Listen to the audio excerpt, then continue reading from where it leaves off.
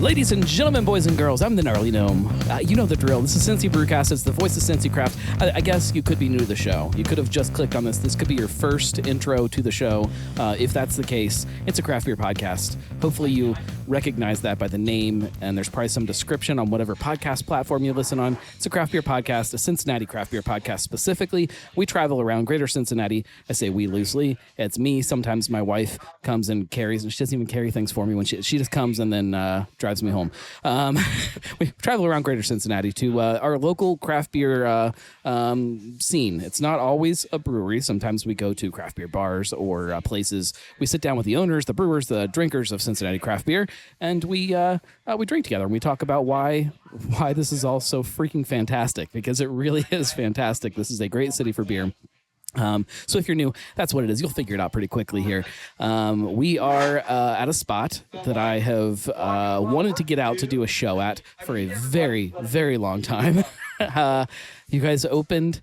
Well, I guess that's a conversation within itself too. Well, we'll get to that. We're at Happy Two, out in is this Anderson? Is this Anderson Township? Anderson Township? Yep, Anderson Township. Like I said, very long time trying to get the show to come together. I'm really happy to be out here. Well, glad you're here. Well, welcome to the show, guys. Let's introduce yourselves. It doesn't matter who starts, just so people can hear your voice and associate it with who you are. Okay. I'm David Madrill, brewer. And I'm John Medrill, Dave's brother, also brewer.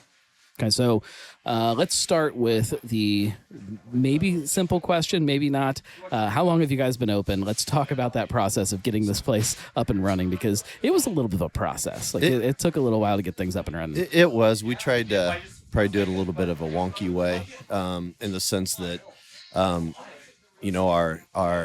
model here is that Happy Two is separate from Mios restaurant. Right. And initially we were attempting to own the license. Happy Two was trying to own the license.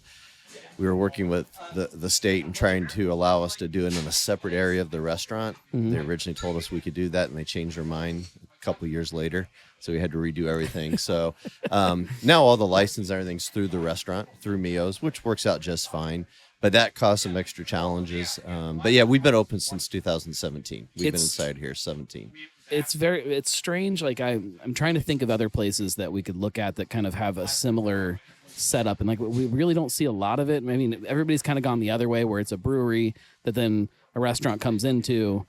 There's not a lot of places that started that reverse kind of direction of. Well, to confirm that trivia, that's what we were told by the state. It was the first time that an existing restaurant in Ohio attempted to put a separate brewery in their location. I love that. So it's fantastic, and I mean that's part of the whole fun about craft beer and kind of why all of this kind of remains fun, is that there's always these new ideas and these new things, be it beer or breweries or new taproom ideas or whatever it may be, like these things that come up and somebody's asking, like, can we do that? Let's figure out a way to make that happen. And then it becomes this whole new idea, and people flock to it and love it. Yeah. I mean, we had a real specific kind of vision of what we want. We didn't really want to own a bar. Right. We want to own a brewery. We want to be part of a bar. Mm-hmm. My brother lives in Indianapolis still. That's where we're from, and started brewing in Indianapolis. And, just our situation was such that I wouldn't call it a part-time thing, by the way. Right. I would say it's a weekend-only brewery, because we both have full-time jobs, and then we work quite a bit during the weekends. Right. But yeah, it is kind of neat that in our industry you could sort of have a model. I do wish there was a lot more flexibility, because I think what we're initially trying to do, there's a lot of benefits to doing that way, but it's worked out. But it just takes places trying to do it, and then if enough places try to do it, then it becomes easier, and then the people after you, like now, if somebody wants to do the idea, the state can be like, oh yeah, we know what you're trying to do, and here's the actual way you have to kind of workaround for it, which we are legit and fully legal and but it takes sanctioned. It takes people to try things before it becomes easier for somebody else down the road. So pioneering. You guys are pioneers. Right. Let's start off by drinking a beer, because it is a craft beer podcast. From the beer fridge. It's not really from a fridge; it's from the beer taps, but it's a nostalgic thing, guys. You'll figure it out. Where are we starting? We starting on this side down here? On the left, I think. Yeah. This is called Crispy Shifty. I'm going to assume that this is a nice crispy light beer. Yeah, Dave, I'll let you talk. It's a Coles. Okay. A little bit of corn in it. pearl hops.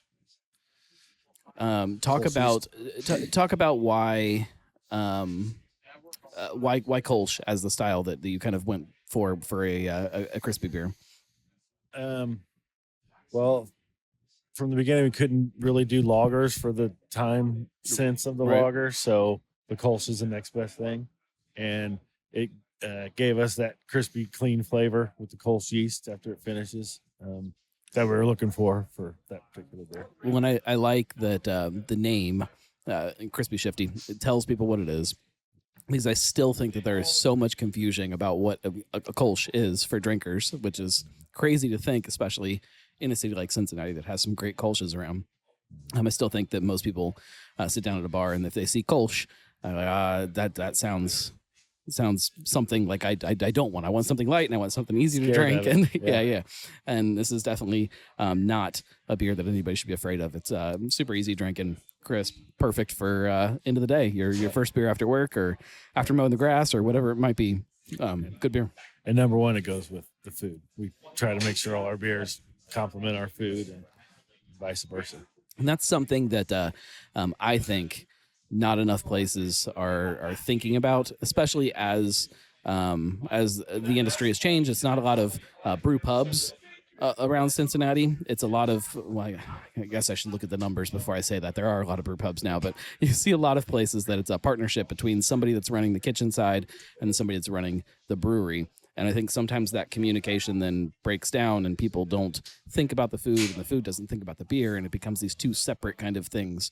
Whereas you guys have done, from what I can see every time I've been here, a good job of kind of trying to find things that do go with food really well. Right. This isn't a restaurant. There's a restaurant here and a brewery here. Correct. Yeah, and that was a big shift for us because we've been homebrewing for a very long time, right? And we usually don't worry about what people that we don't know think about our beer, right? And here we had to, and the very first beer they requested from us was that it's a pizza place, and they said we have to have an amber. Yeah. And I believe we brewed approximately 25 years before that. I don't think we'd ever made an amber before. And we said, oh, we got to do that, and amber's obviously a big beer in Cincinnati. Sure. Very popular beer. So we had to do that. And we do. We try to throw a couple in that are for us, that we like, but we try to keep a good pulse on what they want here. That's a tough balance to find when you're not a huge brewery, to be able to still put things on that are things that you want versus what you need. That you have to have that light beer, you have to have an amber ale, you have to have an IPA, you should have something dark. I know sometimes in the summertime we don't have that, but there's things that you have to have, and then there's things that man, I really want to make X style. I really want to make something. I want to make a smoked beer, and it's like, well, nobody else really wants to drink a smoked beer, but you need that as a brewer and as a creative and somebody that enjoys beer to kind of keep things fun for you guys. That's hard balance. Yeah. How do you find that balance when you aren't a massive brewery? How do you find the things that maybe kind of scratch both those itches or whatever it may be? Well, I would first of all say that's probably one of our number one top 2 or 3 challenges. So it is tough, but we try to talk to the bartenders that are here a lot. This restaurant, the amount of regulars that come here is kind of amazing. There are a lot of craft beer people. There are a lot of craft beer, which helps a lot. And they're not afraid to make suggestions. Right. They're not. They're not. We try to follow trends. Like we see something coming up that's a new trend. Right. We'll jump on board and we'll give it a shot and see how people like it. Right. Probably helps that you're in Indianapolis too. And right. we're here. You kind of see different trends that are here, and that sort of guides a little bit. And then we'll mention stuff here, and then it'll start. Like tomorrow we're brewing the Pilsner, right? The low alcohol. They've been asking for what's it like, similar to the Pilsner, Peroni type Pilsner, Peroni, light Pilsner, which we made. It's kind of like it's going to be our second shot at it. And the first one we made was a little bit heavy and. Good Pilsner, but they want something a little bit lighter, so we're gonna give it another shot and get it more what the owners want here and Right. get it on tap. Yeah, I'll definitely be in to try it. That's speaking my language. We're a work in progress. So it is a little daunting though, because we expanded a year and a half ago. We bought a new system, and we went from a 2-barrel system to. Well, let's go before we get into the expansion. Let's go back before you guys opened this up. How did the idea go from just hanging out and home brewing and decide, you know what, we should actually try to open up a spot, and then why here, and how does all that kind of come together? Well, we like I mentioned, we homebrewed for years in Indiana, and my brother and I have very different skill sets. He's definitely what I would label as the head brewer. I'm definitely the cellarman. I'm definitely the business guy. He definitely does the research, and so as homebrewers, we really enjoyed our partnership brewing. Right. And when I moved here for a job relocation 16 years ago, and before we moved here, we had actually built out the system that we had in the restaurant here, that we first had in place in 2015 is what we actually had at my house in Indiana. Okay. So we brewed on a 2-barrel system. 2-barrel system that we converted to a 3-barrel when we moved in here. Sounds like a lot of work. Well, so we've probably have gone through 20 to 30 different brewing systems in 30 years, because my brother loves to put stuff together. Sure. He creates really cool ways to make beer. And so, we've gone. So we had this little brewery, and then we decided. I actually went through a job change myself and went from working probably 78 hours a week to working more like 40. Right. And I said, I've got time. Cincinnati is a great city, for breweries. So I think it's time we try and, look at doing this. And we actually talked about doing like gypsy brewing, where we approached some breweries around town, talked about that. And then the guys over at 50 West actually said, you got to just put that little system in a restaurant. And so that was kind of what spearheaded us. I live 2 miles away from here. Ross Webster, who, by the way, Mios just had their 20th anniversary yesterday. So happy anniversary to this Mios here. Right. But I knew Ross. They had just expanded this area, was sitting here and put the craft brewery there. And I was ordering pizza and drinking a beer at their tiny bar they had at the time. And I just said to Ross, I said, hey, have you ever thought about making this a brewery? He was like, that's right. You got that weird big system, don't you? Which we had not brewed on the big system for 7, 8, 9 years. I'd been doing 10-gallon batches at home. And he immediately was intrigued. And so it took us literally about 2 months, and we came to terms with doing this. And initially, we were going to do like less than a barrel at a month. Right. We were going to be one tap in here. But the beers just kept selling, and people kept demanding more. And so we just kept brewing more and more. And then that's when we decided we needed to expand. That's the way it should work. I think that, and I've talked about this a little bit on the show and in some other episodes, but I really think that this model is what we're going to see more and more of going forward in Cincinnati, especially because, there's not a lot of room anymore for big giant places. There's no more Rheingeist that are going to open up. There's no more Mad Trees, even no more Braxtons, no 50 West. They're already here. We've got them. Yep. And there's already enough, competition for shelf space and tap handles. The secret is like these neighborhood spots that you can go, you can have food, you can get a great beer, and you sit down at the bar, and it's somebody that was here last week that and it's like it becomes this little tiny community within this bigger community. And there are countless bars and restaurants around the city that could have something. They may not all be as big as even what you guys have expanded to, but there's room for a lot of really fun places with a couple beers on tap that they make there. And if I walk into a place and they make a beer, that's the first one I'm going for. Yeah. And I know it's not true for everybody, but it's true for a lot of people. Yeah. And so I think that you guys have scratched the surface of something that we're going to see a whole lot of going forward. Well, I agree. And because the obvious benefit there is there's already the demand. Right. You're already going to locate. You don't have to create that demand, and you just got to figure out the business model and how it could work for both parties. Right. And the work side of it, like it is difficult sometimes to, you're going to get a lot of places that it's, some guy in the kitchen or behind the bar. So I like to make beer, and then, well, you should run our brewery. And then that's, not everybody's up for that task. Yeah. So there is a difficult side to that, and to making it make sense business wise is obviously not easy for everybody either. But I think we're going to see a lot of it. I think we're going to see a whole bunch of it in the next 10 years in the city. It is interesting to me, like looking at the Cincinnati beer scene and like the Indianapolis beer scene, which there's great beer in Indianapolis, but it isn't as, and I hesitate to use the word saturated because I know that Cincinnati is not saturated, but it's the best term I can think of right now.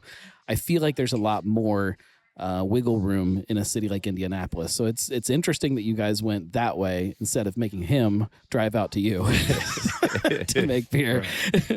Because I look at it and we go out to Indianapolis a couple times a year, mostly for the Children's Museum. Shout out to my kids for making me do that over and over and over again. It's great experience. Anybody should do it if they get the chance. But every time we go out, I'm like, all right, I'll do this, but we're going somewhere where I can have a beer and have dinner.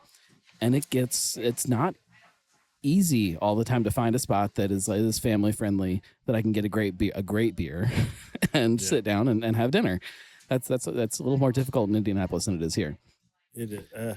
Indianapolis is kind of a strange market. It's a very strange market. A lot of the mom and pops that I love, they've gone to the wayside. The COVID really damaged a lot of our small restaurants. The city to me feels similar to Columbus, and this is not a dig at either Indianapolis or Columbus, but it doesn't have the identity that I get so familiar with here in Cincinnati. You're exactly right. But there's a whole bunch of breweries in Columbus. I don't know why there's not as many in Indianapolis yet. We've lost a bunch. Yeah, some went down, and it's the crowd's just not. We don't have as big as fanhood as you do down here. Yeah, it seems like not as many festivals, without a doubt. Yeah, I mean, there's a fest every month in Cincinnati. Some kind of their fest. beer, they really do, and they come out for us. So we feel like we're in good hands down here. So since you mentioned COVID, let's go ahead and dive. I feel like we talk about it with every stop that I make now. Like how did you guys fare during COVID? How did you make this make sense? How did it work? How did the community support you? Honestly, it worked. It was fine. It was, we were not selling any growlers before that at all. So we bought a bunch of plastic growlers, started doing growlers. They were doing very little carry out from this restaurant. Mostly it was dine in, and they started doing a ton of carry out, and it kind of went sort of fine. Yeah. We got a growler machine. So we started doing carry out your beer and your pizza at the same time. And so it luckily we fared pretty well. Of course, you got to remember at that time we were doing, again, 2 barrels a month, so four kegs. So we didn't, as long as, we've always known a minimum beer number we got to do. And as long as we sell that, we don't have any stress, and we did that just fine. Right. It's a very interesting point too, because I know that there were a lot of bigger breweries in town that probably had to dump a whole bunch of beer as soon as all that happened because they couldn't move through it quick enough. Whereas if you're smaller, you're a little more nimble. You can shift. You can change what you're putting on tap, what you're brewing, and not that COVID wasn't bad, but for a lot of breweries, it just kind of worked out. Yeah. And it did. Yeah, and there's a lot of, I don't know. I know there's a lot of places that are still feeling some of the pinch from some of that stuff, but hopefully everybody's learning how to prepare themselves for whatever is going to come next. But yeah, we should drink another beer. We should. Cloudy, is this Clef? Is that how you pronounce? Cloudy Clef. Yeah, we're on Clef Pike here. Clef. I've heard it pronounced a lot of ways. It's Clef Pike. I'm gonna guess this is a hazy IPA. Am I right? That is correct. Thank God this isn't like a. Oh no, that's our Pilsner. No. I've had that happen before. It's the hazy, yes. All right, tell me about this beer. Are you guys hazy IPA fans, or was this one of those things that you hear kind of the trends and what people are asking for, and you kind of find a way to meet that for them? A little bit of both. Okay. When the trend hit, we were big fans. We really liked the hazies, and then as it kind of went into the craziness of the hazies, there was a lot of everything going into beer, which is okay. But we worked on this. We wanted a good, stable, hazy beer that we could repeat. Lemon drop, hops, mosaic, and citra. Yeah, it's the classic for it's the super fruity. It's good. I hesitate to say that because I'm not a hazy IPA fan, so I hesitate to say that it's good because somebody will quote me on it. But that's good beer. Yeah, it's come out pretty well, and that's a good like summertime kind of it's drinker. got a good juiciness to it, a good mouthfeel. So we've been real happy with it. Yeah, and we did work with yeast a little bit, change here and there to kind of get it to where we want it. But, right. It's been coming out pretty good last few times. We're really happy with it. Are there any styles that you are not a fan of that you look at and like, man, I don't want to do that. I'm not going to go down that road. Not really. Milkshake IPAs. Well, I'm trying to find the most polarizing ones. Right. The pastry stouts. What else? I mean, we don't like fruited beers. I mean, Yeah, neither one. Like we do have a raspberry wheat on right now, which we have the wheat free. That's what that one is, the wheat. I'm not a fan, and we're just using raspberry, and what we do raspberry and watermelon. It's just a flavoring. It feels really cheap to make it, but people here just absolutely love it. I tell you what, if you asked me, I would probably say the same thing about kind of my my preferences as far as beer. But at the same time, it's hot outside right now. You put me outside on a patio and put a raspberry wheat or a watermelon wheat in front of me, and I'm going to drink a whole bunch of it. Yeah. So I recognize that even if in my head I think I don't like something, I kind of like it sometimes. Yeah. So you guys decide to make the jump. You want to go commercial and open up an actual brewery instead of just home brewing. It was a little difficult to figure out a way to make it happen. Trying to figure out with the state how to make this place open up. Once you get all that figured out and you open up, was it quick that you guys figured out that it was going to work and it was okay, or was there a kind of a period where you're like, I don't know, are people going to figure this out? How are we going to do this? Talk about those early we had kind of confidence. I mean, our beers were coming out pretty good from the beginning, and they were selling. So we felt good about the direction we were going in. Although it being a little bit slow, we knew the beer was coming out good and people were liking it. So that gave us the confidence to move forward. We were pretty active in the homebrew club, Foam Blowers of Indiana. Yeah, Foam Blowers of Indiana, Indianapolis. I love homebrew names, homebrew club names. and that's there's some really good brewers that have come from that club, and we, not to be braggadocious, but Foam Blowers of Indiana, the FBI. FBI, yeah. It's there's a really wonderful homebrew shop in Indianapolis called Great Fermentations of Indiana. When we first got into home brewing, a brand new brewer also who was a friend of ours ended up buying the homebrew shop, and so we kind of hung out there some and really became part of that club, and we won a fair amount of contests they'd have, and they have some fantastic brewers. A lot of people work at Eli Lilly, or you get a lot of Purdue grads. Blickman's is kind of from that area. Right. So we had a little swagger about, we make good beer and we have fun with it.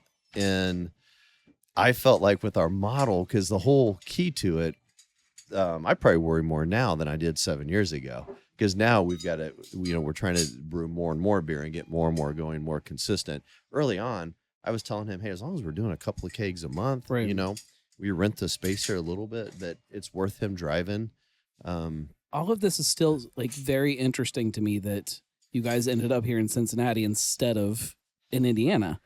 Like it's all like you see a lot of places that open up and they're, they've got this kind of steam behind them when they open their doors because they were part of a homebrew club here, and like that kind of when they first open their doors, that kind of gives them this little push from some of the geeks around that are like, oh yeah, we're gonna support these guys even if those first couple batches aren't what we expect them to be. Yeah. Whereas you guys had all of this there, and then you're coming here and nobody knows who you are. They know the restaurant, and I think that helps a little bit. But it's interesting. This location drew us in, right? With Ross's support, it just gave us. I felt like that. This is a perfect spot. This was the wind in our sails. This is still like an underserved part of town as far as breweries go. It's getting closer, but we've got Mount Carmel Paradise and now Wandering Monsters, but there's still room for couple more places over here on this side of town, which we Bad Tom Smith, we heard that they were going to open up kind of over here on this side of this part of town with their big thing that they're doing.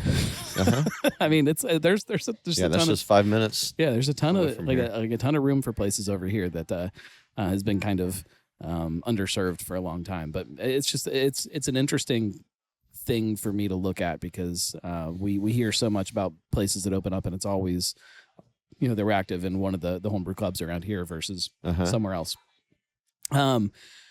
So how long until you figured out that you needed to expand a little bit and figure out how to make more beer? During COVID, we had a couple of people approach us about moving into a couple of different locations and going through an expansion. We had a couple investors approach us, so we started thinking real serious about trying to, you know, make it a full-time career maybe for at least one of us. Right. And we were trying to figure that out, and then, you know, we just don't get excited about running a tap room or running a restaurant type place. So that's when, you know, talking to Ross here, because they have 18 tap handles, I think, and currently we usually try to be at 50% of them right now. That just started this year, right? And you know, Ross has said, "Hey, I'm open for you to take over more tap handles," and so it happened at I assume you know Matt Damaris, and I actually did Matt's podcast without my brother. I did Matt's a year and a half ago now. On the one I felt bad because I never mentioned his name. That's how I said he had to be on this one. So now I kept saying my brother rather than David. But anyway, Matt, during that podcast, I told him we were looking for a system, and he mentioned that Mark Lortz at Common Brewery. We actually called Mark during one of the breaks, and 2 months later, we ended up buying his system. And that's the way things are supposed to work too. Is it like, you know, the community finds a way to kind of come together? And that's what I love about the industry. Oh, I absolutely love it. And in the last year, we've you know, we also have a lot of breweries around town that have helped us. You know, we've got Jeff Graff and Paradise Brewery. Jeff and I actually went to get with him. He led it, but I went with him to get Anderson zoned for breweries. Yeah. That was the first step. This was, for the record, after they had a brewery in Anderson to get Anderson rezoned for breweries. Just for the record. I never understood it, honestly. Just for the record. Yeah, that was interesting. The attorney that was working to do it, he had a few of us prepared to talk about the benefits of a brewery. Right. But then he was like, "Don't say it. It's all good now. We got it." So because it passed like it should have. Right. Because you said there's already a brewery here. Right. But you know, they helped us. Then, you know, we've had the guys over at Deadlow help us a ton. My son Oliver started working recently with Chris Mitchell over at Carrican.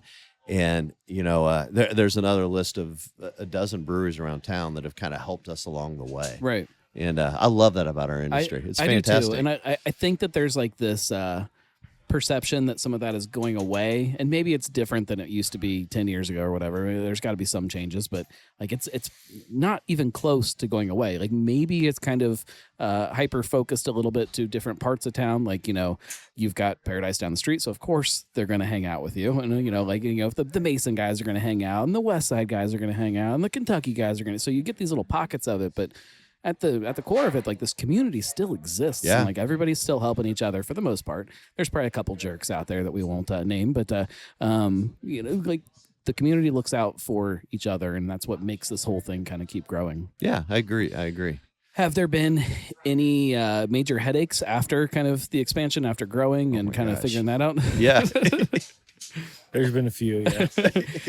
Was it stuff that like completely caught you off guard, or was it like, we know that there's going to be like some stuff that is going to sneak up on us? Yeah. I've been a lot of my friends with breweries. I've kind of it's typical problems, but they're still problems nonetheless. Right. So we knew the glycol, you know, slowing down with the heat is always an issue with I think every brewery, and you know, our whole chilling thing's a little bit slow, you know. And with stepping up to a 6-barrel batch over our 2 or 3 barrels is a bit different too. But, right. Well, I mean, I know very little about the actual process of brewing and the science behind it. Everybody's always told me that it's hard to scale things up, and I get that. I don't really understand it. I don't know how you do it. I don't know how that math works out. I assume that there's some kind of easy calculation that you can throw in to figure things out. But well, that's the problem. The math doesn't always work out. So you gotta wing it here and there Well, to get your results. I think, and I could be wrong, but I think that when you are a smaller brewery like you guys are, I think that people kind of not expect that, but are maybe a little more forgiving out of if they come in and there's a beer that they had a year ago and like, I really love this beer, and they come in and they try it and like, this doesn't taste exactly this. They're not, number one, they're not going to remember exactly what it tasted like, but they're like, okay, there's been an expansion, you guys are changing systems. As long as it tastes good, like they're kind of they're willing to kind of go with that process, with the flow a little bit more than if you go to Madry and all of a sudden psychopathy isn't psychopathy. Yeah, maybe that's a bad example because I heard they're changing psychopathy a little bit, but Happy Amber, Happy Amber is different than the last time you had it. You might be a little mad about it, and I think that you guys get a little more freedom than some other places. Well, do. we do, and a lot of the regulars, again, which is a big portion of the crowd here, they've seen us grow too. They see the brewery there now. They saw it when we're moving next door, and they do give input when it's a new one. And then we have a ton of requests for beers that we did years ago. Right. That's honestly a little daunting. The amount of recipes we've done in 8 years, it's unbelievable. Well, and that people remember something that we almost don't remember. Go back. What was that? What was that again? And ask for it. What's our friend? The Shelby. The Shelby, yeah. Yeah. We have a stout called Shelby, and we did like several stouts at the time, and we don't really remember which one was exactly the Shelby that he's talking about. So Probably shouldn't have said that. But we'll get it done. We'll figure it out and we'll get it done. That's a fun experiment, though. You wait until it's cool enough outside to put on a couple stouts, make 2 or 3 stouts and put them on. All right, now you tell me which one it was. Which one was it? They're all in our library. Everybody vote. Yeah. And we'll figure out which one it actually was. I always think stuff like that is, again, like it's that sense of like excitement and fun and like discovery that maybe that has gotten lost a little bit in craft beer over the last few years, but like that's the things that I like. I like walking into a brewery and like maybe not knowing what that beer is that's coming back to me and like, I just need to try it. It's something new. I want it. It's a different recipe than you brewed last time. I want to try it. It's something that, you aren't sure exactly if it's the same thing.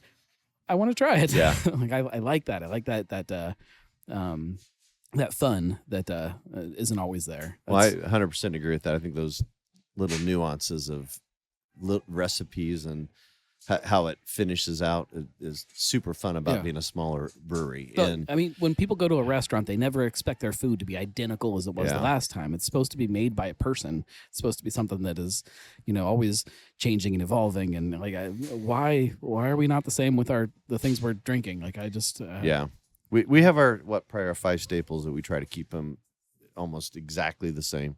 The amber, the cloudy, and a few others. But besides that, we don't mind if they're off a little bit. I can get behind that. Yeah. I like it. Let's drink another beer. Okay. Today. Yeah, yes. That's tell me. Double IPA. Tell me about the name first. It was brewed around the eclipse. Yeah, okay. Yes, that's okay. So it was an eclipse name. It was yes. I like that. Today. I get it. Yeah. I'm trying to think of some kind of like drinking related metaphor where you start drinking and we're really good for like 12 today hours. Turns into tonight. And that name was wonderful for about 12 hours, and then it was like, all right, that's gone. There's a Dogberry up in Westchester has a beer that's a big kind of IPA, like 9-ish% or so, but doesn't drink like it at all. And the joke is when you order it, it can very quickly change your plans because you drink a couple of them and suddenly today is now tonight or tonight is now tomorrow. So tell me about the beer itself. Go ahead. No, I don't remember too much about the vision. It was it's our. So we do have a pale ale. It's a vision that we pretty much brew pretty regularly. So this is kind of the vision recipe, but we just boost it up, lower the sparge on it so it comes out to the higher gravity. Oxygenate it really good, and then add a little more hops. What are the hops? Is that a question that you don't know off the top of your Yeah, I head? don't have the top of my head. Well, to be pretty sure clear, it's we brewed it back Columbus in and December. Centennial. Yeah, it's good, like earthy kind of West Coasty kind of hops. It's got like a good bitter backbone to it, but then it kind of finishes a little softer, which I think is exactly what most people want. Yeah, it is. It's definitely in your face bitterness. It's a. You don't have to look it up. It's not that big of a deal. It's I can't it's find like it. it's West Coast hops, right? It is. It's all West Coast hops. For I can sure. taste that much. It's all Yeah. it's I mean there is kind of that softness to it though. It's not understanding. I would maybe I would call it a do we still call things Midwest IPAs? Is that still a thing? Like it has it's not over the top like melt your face off bitter. There's definitely bitterness to it, but like that there's like a nice soft finish that It's I think probably anybody around can kind of 65, 70 IBUs, so it is high. I mean, Right. It's in your face. But yeah, not that's, not the old 90s days where everybody wanted 100 IBUs in their IPAs. we still need some of those around. One of my gripes now is that we don't get enough bitterness in IPAs. Everybody's leaning too far towards that kind of sweeter, kind of softer side, and we need some bitter IPAs still. Right. And this kind of satisfies that for me. Good. Yeah. That's what we're going for. People still want that to be in their face. Right. Personally speaking for you guys, what kind of beers do you guys tend to lean towards when you're picking up a beer when you just get to sit down and drink one? I mean, I'm IPAs a lot. I was in Florida all last week, drank a lot of High Ally. Yeah, so now we got to clarify what IPA means because it's a huge category now. Yes, I'm more. Yeah, you like those Cascadian dark ales. I do, and I like West Coast, but I also like hazy too. Back when we started brewing, the hop choices we had back in the mid 90s, it was such a small amount right to pick from, and we would get excited about making IPAs because you'd be super creative, at the time. And I don't know, that's just kind of still what my go-to when I go somewhere. I want to have this big hop flavor. That is something fun too about being the size that you guys are here, is that you still have a lot of elbow room to try fun things with hops. You don't have to. You're not, again, Rheingeist, that if you want to make a beer, you need a whole bunch of hops to do it. Yeah. So you need to figure that out. Whereas you guys can get a little bit smaller, allotments of hops or batches of hops or whatever we want to call when you get a box of hops. And you can try fun things and try to kind of play around with it a little bit. So IPAs, all right. That's fine. Dave? So, I accept that, but in the heat, I do tend to go a little go boring. A little boring. I know. I tend to go for the pilsners and the lagers in the summer, when it's hot. But I do. In the evening, I am in with an IPA most of the time. It still is the most popular style in the country, right? Well, plus we're old guys too. I think it is an older, most popular craft West Coast style in the country. IPA I guess is still my favorite. Yeah. But again, it's just so hard to find. It is. And I think maybe that's what kind of turned me off. Not that I'm turned off to IPAs, but what kind of has stopped me from getting as excited about ordering one when I go to a bar or a brewery, because you just never kind of know what you're getting anymore, because it is such a weird, big kind of category. It's gotten, a little confusing when you walk in somewhere if it just says IPA. Mm-hmm. I have no idea what it's going to taste like anymore. It could be a whole bunch of different things. It's got a big range. Yeah, whereas if it says Pilsner, I know exactly, I should know exactly what it is. I don't always. Mm-hmm. It's a whole other issue. Mm-hmm. Where do you guys see kind of this going in the future? How big does Happy 2 get? Is there a possibility for this to turn into more than one kind of tap room in a place, or are we looking at kind of what this is? So we know we want to keep brewing beer, and so we know we want to figure out some more creative ways to get our beer out there. We're currently in 3 different restaurants. We actually are guest taps over our friends at Deadlow, right? And we have 2 other restaurants in town. Actually 3. So we have 4 places selling our amber right now. So I see us doing a small amount of distribution still. who knows with this location where we're located. We always want to have a relationship with Mios that Happy Two does and make this our primary distribution. But the spot here, there's some area we could expand a little bit. Right. If the owner of the restaurants looked at doing some expansion, one of the challenges, like every place, as I've heard you say in your other podcasts, parking. Yeah. On a Friday, Saturday night, this place is packed. And the disadvantage that you guys have being in the spot that you are here is that there's not a lot of, like, some places are in, a neighborhood where you can park right down the street and kind of walk. That doesn't really exist here. Yeah, there's a place across the street here where we can use there a lot.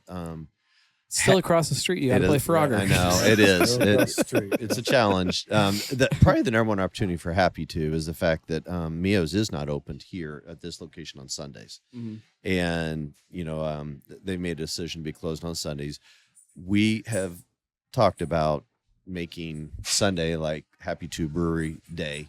Maybe, I like that. Have a limited menu here. Possibly have a food truck come, because honestly, this entire spot here is pretty empty on Sunday. Luckman's Coffee gets pretty full, but they close at 1 on Sunday. So there could be some expansion there. I could see us in the next couple of years, now that we're starting to really feel like we have an understanding on how to how we've adapted to the expansion a little bit better. We still have issues, a lot of issues, but I definitely could see us having a tap room someday too.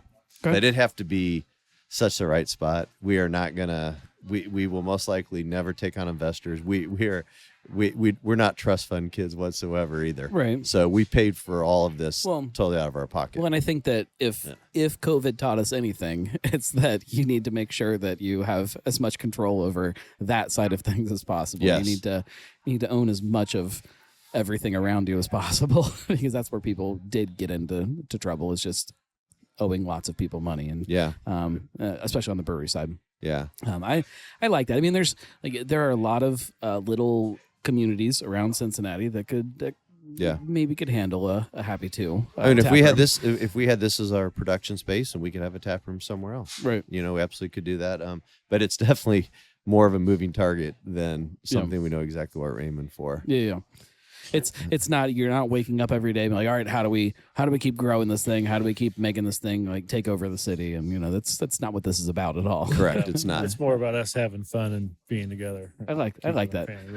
And I mean, my goals in the future, we're going to make more lagers. I want to do some nice, really good lagers. I like that too. As I get older, I really appreciate the lagers more, and I want to be able to create, with our other system, the ale, we were pretty much stuck to ales for the time, and we only had the one tank. So. Make an India Pale Lager to keep everybody happy. I mean, it's fine. It's kind of close. we can fog the lines on that all we want. Yeah. The new thing is the what is it? The California Pilsner? Is that what? I don't know what that is. It's a West Coast lager. Okay. So it's a India Pale Lager, cold IPA, cold West IPA, Coast something. Yeah. I like it. I think they're all kind of the same beer. We just got to figure out what we're going to call it. Right. So, but they're good. I mean, people like them. So we'll probably have a few of those on the menu for too long. So I love it. Yeah. Let's drink this last beer here in the flight. Alrighty. And then that's the wheat. Raspberry wheat. No, right. Not the raspberry. It's Not just raspberry. it's just a regular unflavored. So it's American wheat ale. American wheat. Okay. Yeah. Amarillo hops. American yeast. Oh yeah. Yeah, I like our wheat. Yeah, I like that too. Again, it just makes like it easy drinker. It feels like it would pair up really well with food. Yeah. Like it's definitely a great beer for a place like this. Mm-hmm. Well, that's delicious. Try to keep it well balanced. Again, like a good summer beer too. I just want to sit outside on a patio and drink a whole bunch of it.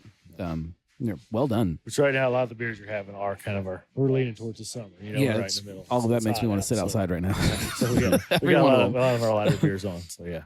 Let's kind of take a step back. Let's look at kind of the bigger picture stuff. Cincinnati, we talked about how crazy things are. What are the things that kind of, as a drinker, you guys look at that makes you excited about what's happening in Cincinnati, and kind of if there are things that maybe you don't love, what are those? Like what is right and wrong with craft beer today? I mean, we can go bigger than Cincinnati. What's right and wrong with craft beer? You first or me? Go ahead. Okay. I like the community of it. You'd talked here in Cincinnati specifically. Recently, actually, since my brother lives in Indiana, he's not able to do this. But there's the Rubber Boots Club. Oh yeah. That I've started attending those. Usually get a dozen to 25 people there, and met just some wonderful people in the community here. And I think Cincinnati has a great community. I mean, it is stressful when you have a brewery, and there's stress that comes with it. That's been one of the guiding principles that we've been trying to avoid, is we're trying to keep stress out of it. There is stress in it, but I love that about the industry. What I don't like about it might be just the fact that there does seem to be the pressure to always keep trying to be the biggest and baddest, and I feel like there is some pressure at times to go beyond what our business model is, right? And we just want to keep fighting that. So, yeah, well, and that's there's got to be some kind of way that you can,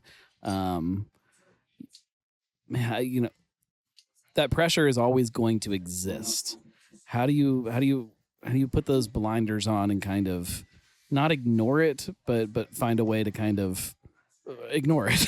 Well, yeah, but I understand inherently what you're saying is if you totally ignore some of that pressure, that it could be your downfall too. It could, because there is truth to, if you're not growing, you're probably dying to a certain extent. But if you go past a certain line, all of a sudden it's not your business anymore. Exactly. And then you burn out on a whole different level, and that nobody wants that either. Yeah. So how do you that's tough.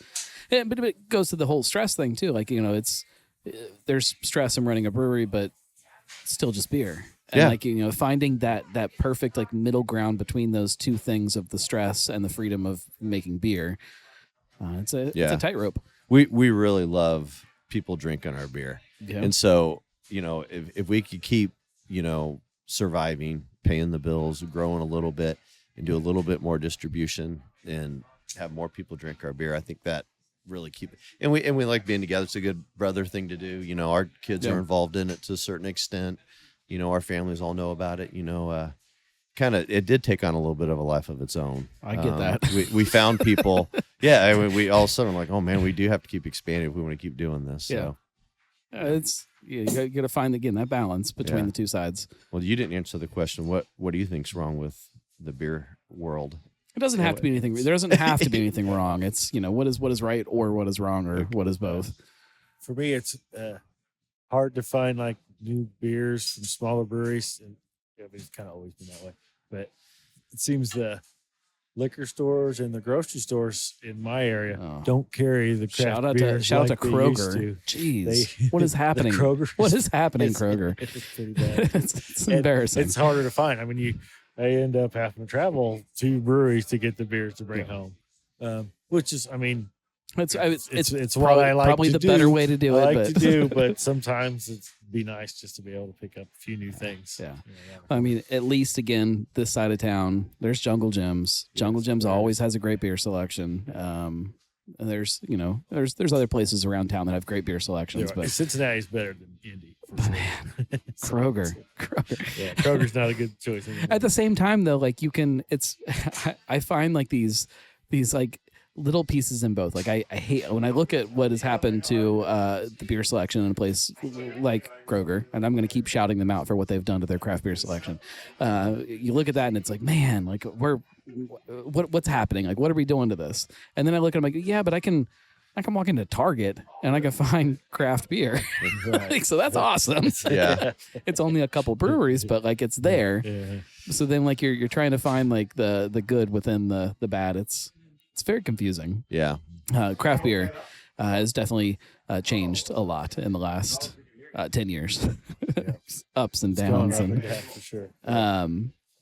I appreciate you guys sitting down with me and having a beer and sharing your story. If people want to know more, come on in. Social media, whatever, but come in here. Come sit down at the bar, have a couple beers. I think we have an atmosphere that you need to experience. I think so. Really appreciate it. There's some places that, especially since you guys don't, really distribute widely outside of what's happening here. this is the spot that you're supposed to go. And it's perfect atmosphere. It feels like a craft brewery, like we fell in love with. Awesome. And it's also super family friendly. Bring your kids, get some pizza. My kids have definitely been here several times and had a great time. And when they both liked pizza, the youngest won't eat pizza for some reason. Oh my goodness! That's what's wrong with what's wrong with my kids. That's right. They have sandwiches too.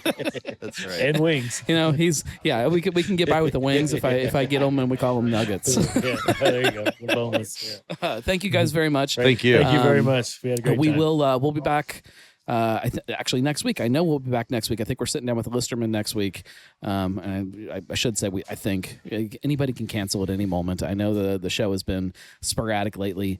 I blame my family. it's busy.